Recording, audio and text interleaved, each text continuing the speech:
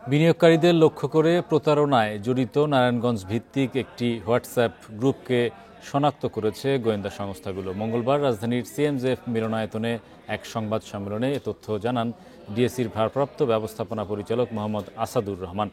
পুঁজিবাজারে বিনিয়োগকারীদের WhatsApp, Facebook সহ কোনো সামাজিক যোগাযোগ মাধ্যমে প্রলুব্ধ হয়ে বিনিয়োগ না করার আহ্বান জানান তিনি। বলেন, স্টক এক্সচেঞ্জের লাইসেন্সপ্রাপ্ত স্টক ব্রোকার, স্টক ডিলার ও মোবাইল অ্যাপস ছাড়া শেয়ার বাজারে লেনদেন করার কোনো সুযোগ নেই।